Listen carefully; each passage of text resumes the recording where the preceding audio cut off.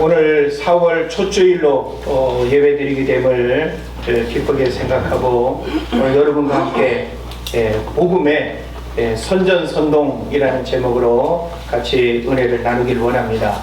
4월 10일은 국회의원 선거일입니다. 이미 사전 이렇게 투표에 이렇게 응하신 분들도 있겠습니다만은 지금 선거철이 되면서 정치적 선전선동이 소음처럼 난무하는 때라고 이렇게 볼 수 있겠죠. 잘 들어야 하고 또 분별해서 선택해야 하지 않을까 하는 생각을 해봅니다. 우리는 살아가면서 다양한 선전선동을 경험하게 됩니다. 자신의 사상이나 신념, 뜻을 관철하기 위해서 선전선동하는 것도 있고 정치적 목적을 이루기 위해서 하는 선전선동도 있습니다. 또 기업이 자신의 브랜드나 물건을 판매하기 위한 목적으로 광고를 통한 선전선동을 하기도 하고 독재 권력을 유지하기 위해서 하는 권력형 선전선동도 있음을 우리가 생각하는 것이죠. 독일의 나치 때에 히틀러 총통의 선전부 장관을 역임한 인물이 있었죠. 괴벨스라고 하는 아주 유명한 인물인데 이 괴벨스라고 하는 인물은 나치 선전과 여론 조작을 맡아서 선전선동의 제왕으로 불리기도 합니다. 이렇게 우리는 세상을 살아가면서 다양한 분야에 모든 어떤 정보와 소식들은 결국 나에게 선전과 선동으로 내게 영향을 미친다라고 하는 것을 우리가 부정할 수 없습니다.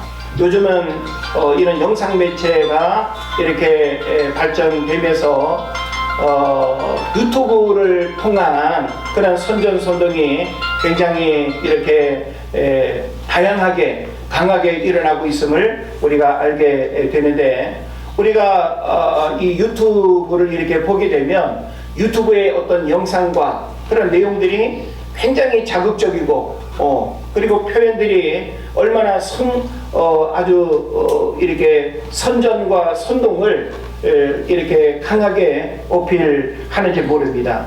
그래서 옛날에는 사람이 어떤 대중 연설을 통해서 선전선동을 했다면 오늘날은 이런 매스미디어를 통한 그런 영상물로 우리에게 다양한 그 선전선동을 하는 것을 생각해 볼 수 있습니다. 자, 선전선동은 대중들을 파고드는 중요한 소통의 수단입니다. 다소 이 단어만 놓고 생각을 하면 부정적 의미가 있는 단어일 수 있지만 저는 설교 제목을 조금 독특하게 우리가 좀 생각을 해보기를 원하는 차원에서 이제 이 선거철을 우리가 이렇게 맞이해서 오늘 복음의 선전선동이라는 제목으로 말씀을 나누고자 합니다. 우리는 고상하게 복음을 그냥 전도, 선교 이렇게 우리가 가장 보편적인 단어로 할 수 있지만 복음도 사실은 우리가 누군가에게 선전하고 선동하는 것이죠. 우리의 어떤 감정과 우리의 어떤 이성과 우리의 영혼을 이렇게 두드리고 자극하는 그런 선전선동이라고 하는 측면에서 결코 우리가 다르지 않는 그런 이제 의미를 생각해 볼 수 있습니다. 그래서 복음도 어떤 면에서는 복음이 가지고 있는 영적인 매력과 목적을 선전하고 선동해야 할 필요가 있다라고 하는 사실이죠. 그래서 이것을 우리는 고상하게 복음 전도라고 하지만 전도는 다양한 방법으로 선전선동하는 것입니다. 그래서 우리가 어떤 메시지에 영향을 받는다라고 하는 것은 바로 나에게 자극을 주고 나에게 어떤 영향을 미친 선전선동에 우리가 영향을 받은 거예요. 그리고 복음도 역시 우리가 누군가에게 선전선동이라는 방법으로 우리가 다가가지 않으면 스스로가 복음을 듣고 구원받는 일은 불가능하다라고 하는 사실을 생각해 볼 수 있는 것이죠. 그래서 오늘날은 매스미디어의 발달로 인해서 영상과 SNS를 통한 선전선동이 강력한 영향을 미치는 그런 시대를 살아가고 있습니다. 자, 우리가 성경에서 선전선동을 잘하는 사람을 꼽으라고 하면 단연 사도 바울이 될 것입니다. 그래서 사도 바울은 하여튼 여러 가지 면에 있어서 못하는 게 없고 모르는 게 없는 인물로 이렇게 평가할 수 있습니다. 그래서 굉장히 박학다식하고 모든 분야에 최고의 전문 지식을 가지고 있고, 그리고 존경받는 사회적 또 위치에 있기도 하고, 그리고 또 그의 말과 표현은 굉장히 논리적이고, 그리고 이런 선동적 그런 부분들을 굉장히 잘 갖추고 있는 그런 인물로 생각을 해볼 수 있습니다. 제가 어떤 토론 프로그램을 이렇게 보면서 한 패널이 선전선동을 설명하기를 이렇게 그 단어 해석을 하더라고요. 선전은 진실을 알리는 것이고 선동은 용기를 전염시키는 것이다 라고 이렇게 표현을 하더라고요. 그래서 저는 이 말을 들으면서 굉장히 특별한 의미로 다가왔습니다. 우리는 기본적으로 선전선동이라고 하는 단어가 가지고 있는 부정적 이미지만 우리가 생각을 하는데, 선전은 진실을 알리는 것이고 선동은 용기를 전염시키는 것이다 라고 하는 이 표현이 저에게는 좀 다른 이렇게 느낌으로 다가온 것이죠. 그래서 오늘 한국교회와 성도들에게 이 선전선동이 약화되거나 사라지고 있다라고 하는 사실이죠. 그래서 복음을 선전선동이라고 하는 의미에서 우리가 생각해 본다면 오늘 우리가 해야 할 중요한 사명을 일깨우는 그런 단어가 되지 않을까. 우리가 누군가에게 복음을 전한다라고 하는 것은 복음을 어떻게 하는 거예요? 선전하는 거예요. 그리고 또 그의 어떤 마음의 선동, 뭔가 감정적인 그런 마음을 불러일으키도록 그의 마음을 움직이도록 하는 것, 이것이 바로 복음의 선전선동이다라고 하는 사실을 우리가 생각해 볼 수 있는 거죠. 제가 지난 학기에 이어서 이번 학기도 서울신대 비신자 학생들 신앙상담을 하면서 그들의 눈높이에서 복음을 선전하고 선동을 했습니다.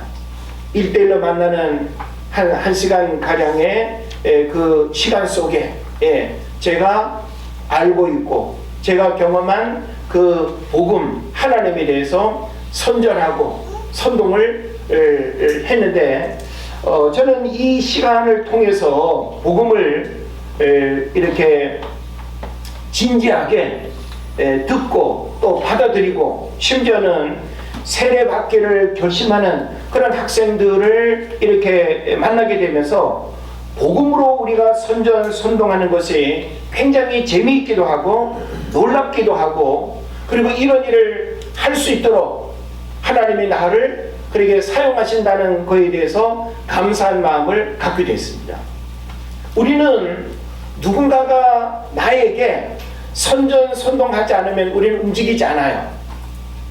그 어떤 내용이든지 그 어떤 일이든지 내가 일을 하거나 공부를 하거나 놀러 가거나 여행을 가거나 아무 생각 없이 살고 있는 나에게 누군가가 여행 한번 가봐, 여행을 가면 얼마나 좋은지 알아? 너는 어떻게 그렇게 여행도 한번 하지 않고 그렇게 무미건조하게 살 수 있니? 라고 하면서 여행에 대한 막 선전선동을 내 안에 막 그냥 불러일으키면 어떻게 될까요? 당장 그냥 오늘 밤이라도 뭐 캠핑을 떠난다든지 어떤 모양의 우리가 여행을 할 수 있겠죠. 그러니까 우리는 내가 무언가를 결심하고 한다라고 하는 것은 내 안에 선전선동의 영향을 받았기 때문에 움직이는 거예요. 그런 면에서 복음도 선전선동이라고 하는 이 단어를 우리가 이렇게 합해서 말할 때에 굉장히 적절한 표현일 수 있다.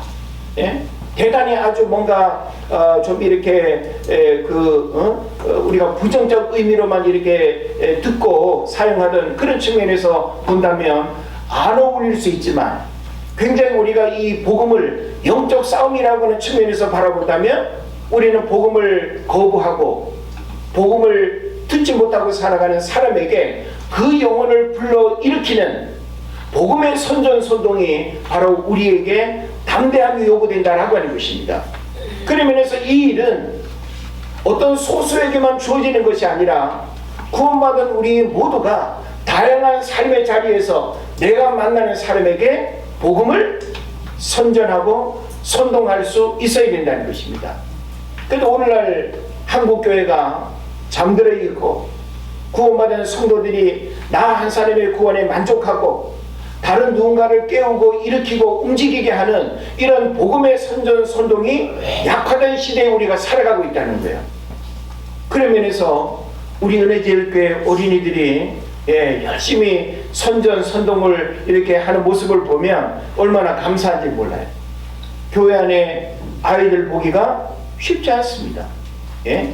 아이들이 교회의 미래뿐만 아니라 시대의 어떤 희망이라고 볼 때 아이들의 영혼의 가치는 어른들의 가치와 다르지 않습니다. 이제 우리는 이 저출산 시대를 살아가면서 이 지역에 살고 있는 아이들이 먼저 구원받은 그 믿음의 감격과 그 뜨거운 열정을 복음의 선전선동으로 교회에 이끌어내고 이 아이들이 예배를 참석하면서 하나님의 말씀을 듣고 하나님을 경험하는 이런 일들이 일어난다고 한다면 이 아이들을 통해서 불신가정의 부모들까지 구원받는 역사들이 일어나게 될 줄은 믿습니다. 그런 면에서 우리는 아이들뿐만 아니라 우리 모두가 하나님 앞에 과연 나는 복음의 선전선동을 얼마나 어떻게 하고 있는가라고 하는 사실을 오늘 우리가 점검할 수 있어야 됩니다.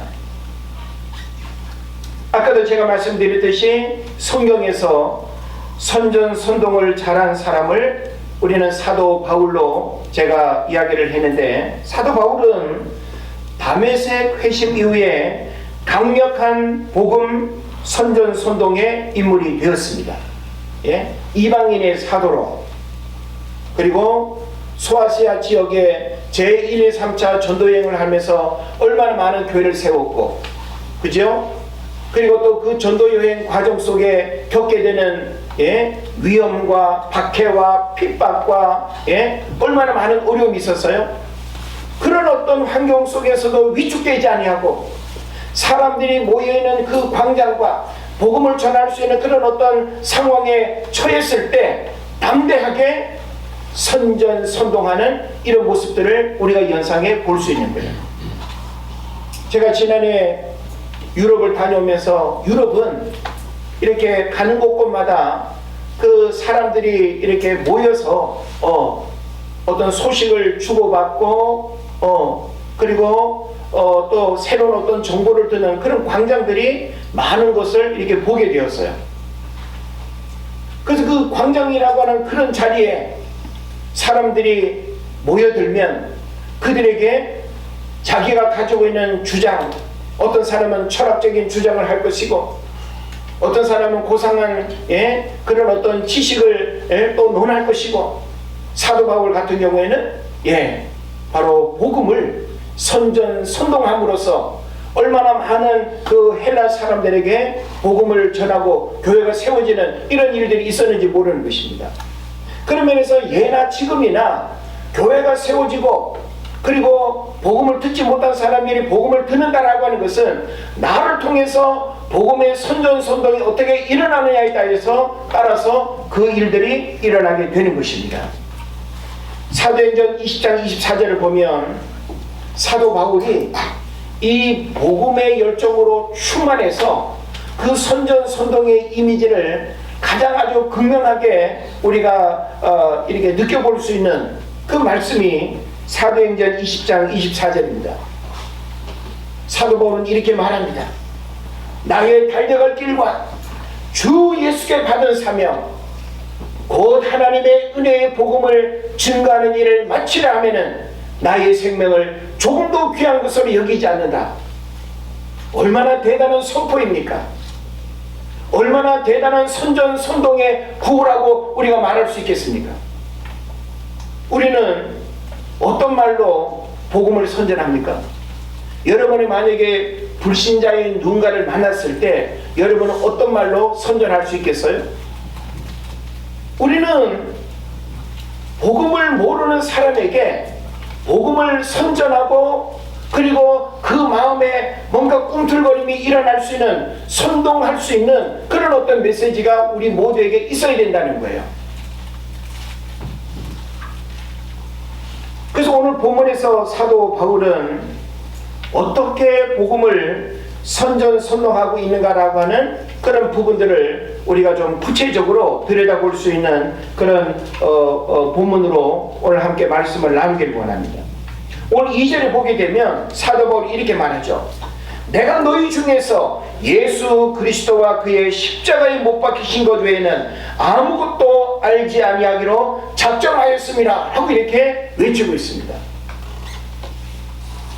사도 바울은 예수 그리스도를 알기 이전에는 얼마나 세상 지식으로 충만했고, 그리고 율법뿐만이 아니라 그 시대 사람들이 추구했던 고상한 지식과 철학이 있어서 최고의 전문가였습니다.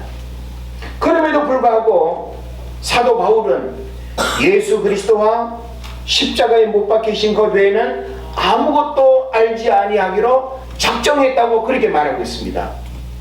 그러니까 사도 바울의 그 선전선동은 단호했고, 그리고 강력했고, 그의 외침은 분명했다라고 하는 것을 우리가 생각하게 되는 것이죠. 자, 우리 주변에서 만약에 선전선동하는 사람이 있다라고 한다면 선전선동하는 사람은 자신의 주장에 올인합니다. 그렇지 않겠어요?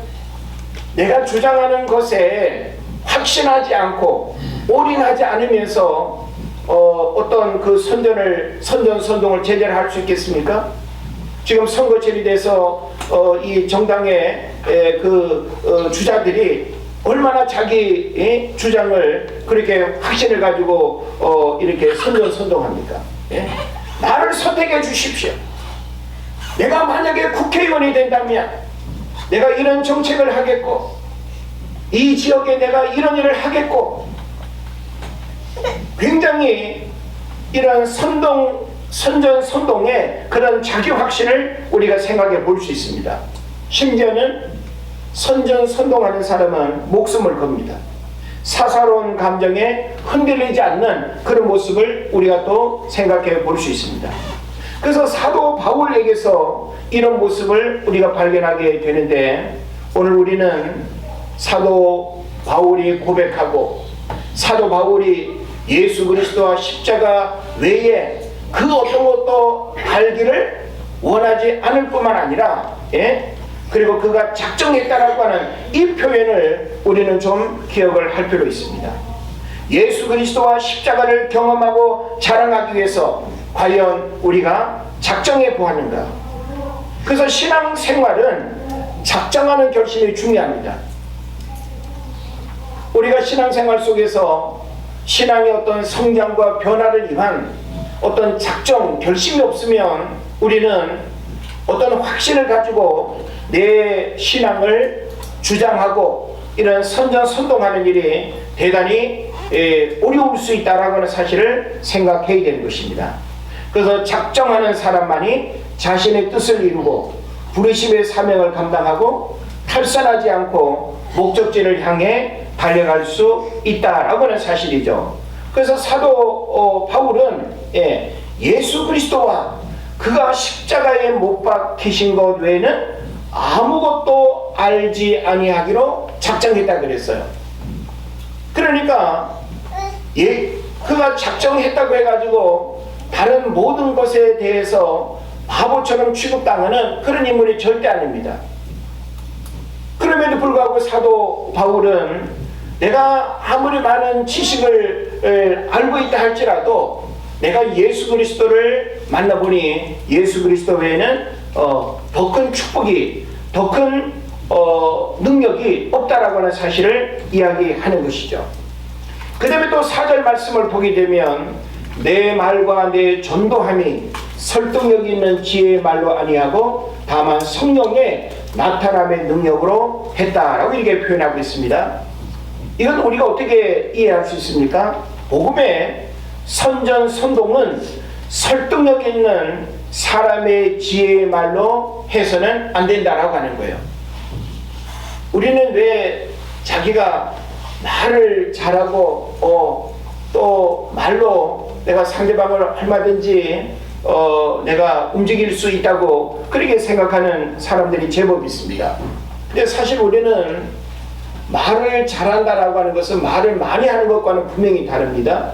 내가 논리적으로 말을 잘 풀어낸다고 해서 그것이 상대방을 감동시키는 것도 아닌 것 같아요. 더군다나 우리가 전도 현장에서 영적 싸움이라고 하는 이 상황에서 복음으로 우리가 선전선동할 때 사람의 말로는 절대 영혼 구원의 일들이 일어나지 않는다라고 하는 사실을 알아야 돼요.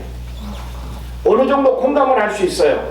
그런데 그 마지막 영혼이 구원받는 일에 결심하는 일이 있어서는 사람의 말로 되는 게 아니라 철저하게 성령의 나타나심과 능력으로 가능하다는 거예요.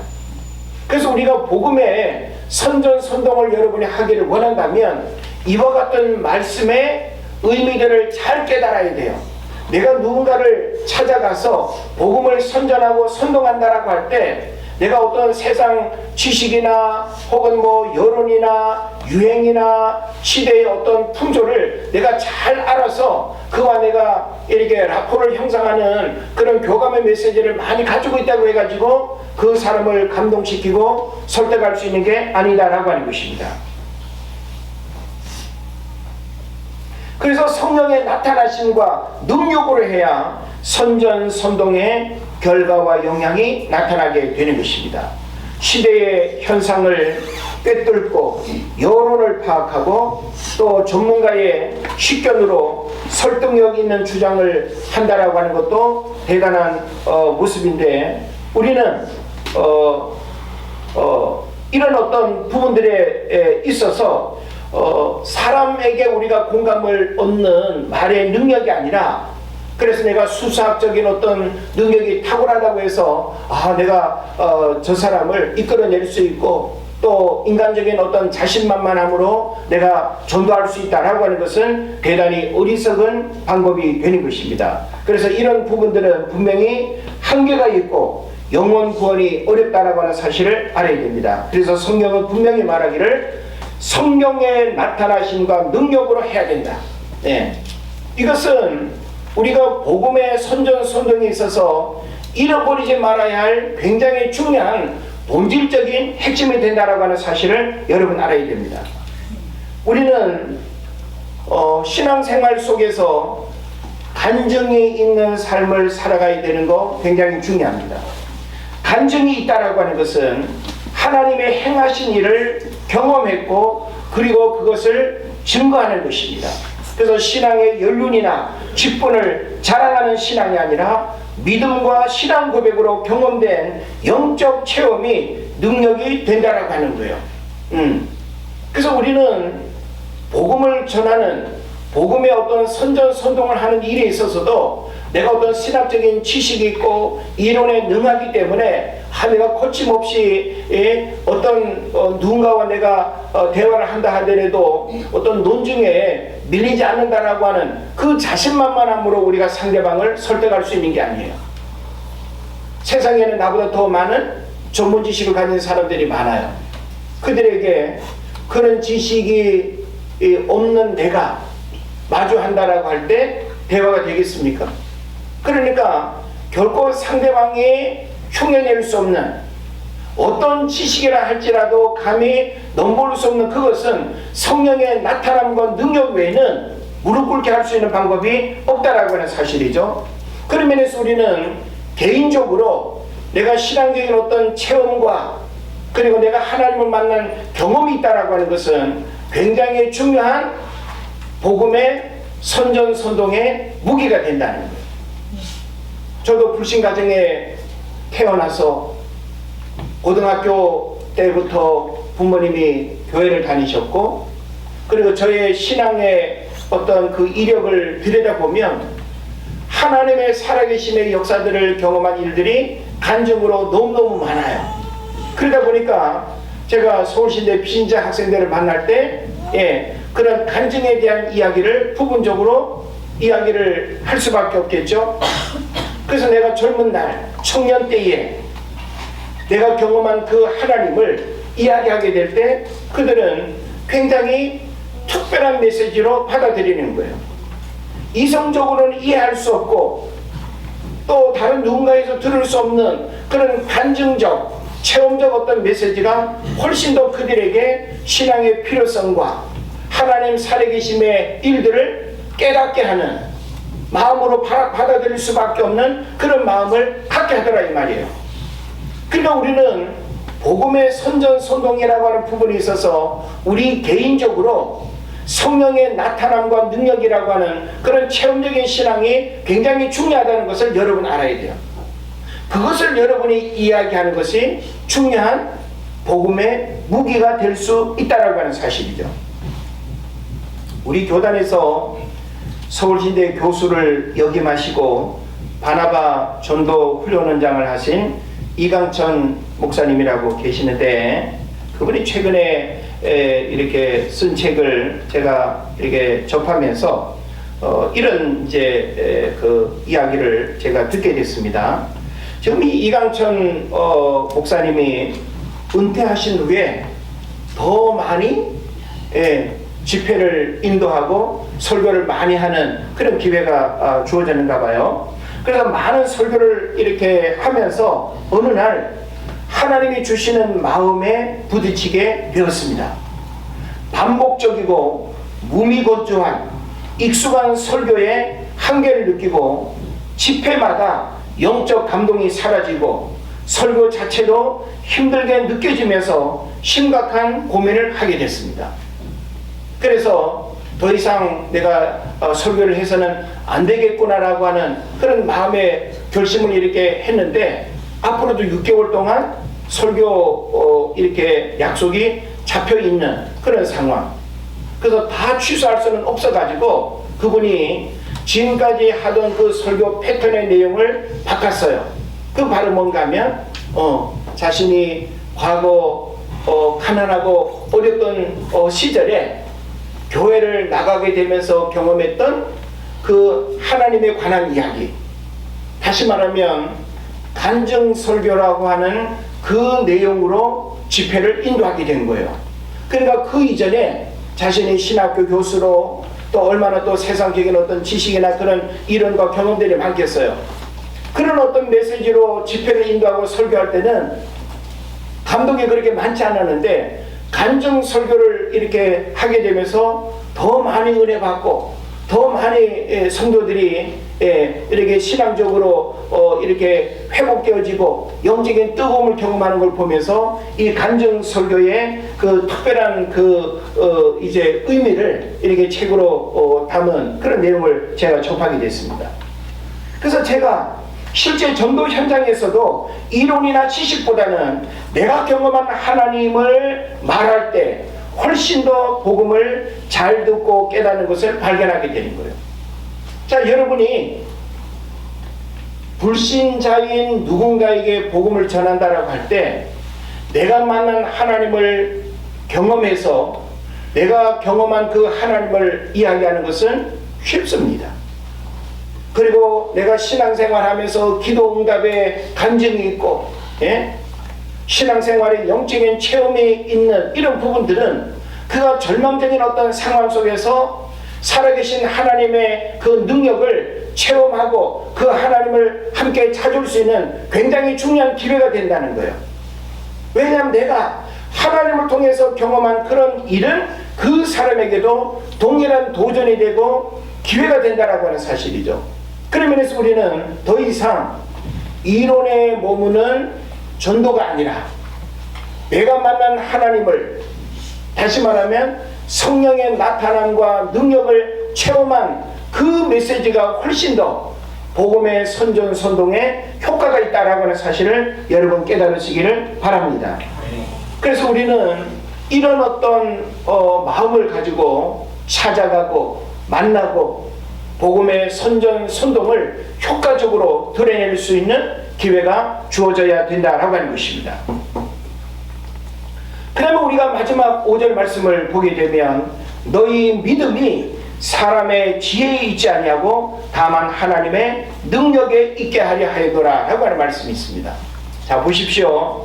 자, 너희 믿음이, 자, 우리가 지금 구원을 이야기할 때 믿음을 말할 수밖에 없습니다.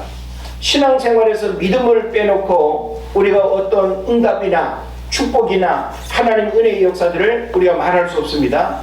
그런데 믿음이라고 하는 것은 우리가 의지나 노력으로 이해되어지고 깨달아지고 받아들여지는 게 아니에요. 우리는 의심 없이 예수님이 우리의 구원자라고 하는 사실을 믿죠. 할렐루야. 네. 예.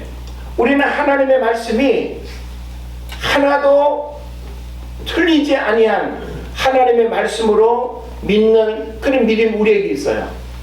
이것은 하나님이 나에게 믿어지는 그런 은혜를 주셨기 때문에 가능한 거예요. 그런 면에서 우리는 이 믿음이 사람의 지혜에 있지 아니하고 하나님의 능력으로 인해서 바로 주어졌다라고 하는 것을 우리가 깨달아야 되는 것입니다. 우리가 믿음을 갖거나 고백하는 것은 전적으로 하나님의 영역이고 하나님의 능력으로 나타나는 은혜인 것이죠. 그런 면에서 여러분은 복음을 선전하고 선동하는 삶을 얼마나 살아가고 있는지 우리가 돌아봐야 됩니다. 복음의 선전 선동은 구원받은 우리 모두에게 주어진 신앙의 책무입니다. 복음의 선전 선동이 어려운 시대에 다시금 영혼을 깨우고 영혼을 살리고 영혼을 축복하는 그런 주역으로 저와 여러분이 쓰임받아야 되겠다라고 하는 것입니다. 복음은 시대마다 문화의 옷을 입고 다양한 방법으로 창조주 하나님을 선전하고 예수 그리스도를 통한 복음의 능력을 경험하도록 선동해야 했습니다. 우리는 지난주 부활절을 보냈고 부활의 생명이 온 누리에 가득하기를 우리는 원합니다. 지금 우리가 살고 있는 이 시대는 탈종교화 시대입니다. 그래서 목회자와 선교사들의 헌신이 약해진 시대. 이 얘기는 뭔가 하면 지금 신학교가 미달이에요. 선교사로 나가려는 젊은 사람들이 없어요. 심각한 위기임을 우리에게 말해 주는 것입니다. 그런 면에서 이런 어떤 시대에 종교가 주는 영적 유익과 필요성을 적극적으로 어떻게 될까요? 선전하고 선동하는 일이 필요하다는 거예요. 그래서 어찌 보면 어린 아이들에게는 누군가가 선전 선동을 할 때 받아들이기가 훨씬 쉽죠. 세상 경험이나 자기 주장이나 그런 부분들이 좀 약하니까, 그죠? 그러니까 나이가 어리면 어릴수록 복음의 선전 선동을 하게 될 때 훨씬 더 믿음으로 받아들이기가 좋은 거예요. 그런 면에서 우리는 공산주의 어떤 이론을 선전 선동하거나 정치적인 어떤 목적으로 선전 선동하거나 세상의 것들을 우리가 주입하는 선전 선동이 아니라 우리에게 영생을 주는 복음의 선전 선동을 하는 이 일은 우리에게 너무나 중요한 일이 된다라고 하는 것입니다. 그런 면에서 우리는 구체적으로 은혜제일교회를 선전할 수 있어야 합니다. 목회자를 또한 자랑할 수 있어야 됩니다. 그리고 여러분 모두가 다양한 삶의 자리에서 복음의 선전 선동하는 일을 부끄러워하거나 어려워하거나 무관심하는 것이 아니라 여러분이 살아가는 다양한 삶의 자리에서 여러분이 경험한 그 복음을 선전하고 선동하는 일들이 끊임없이 일어나야 되겠다라고 하는 것입니다. 사도 바울은 이 복음의 선전 선동에 마지막 죽음의 순간까지 그 일을 포기하지 않았습니다.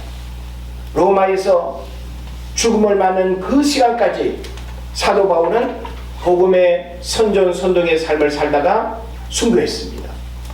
오늘 우리는 왜 구원받았습니까?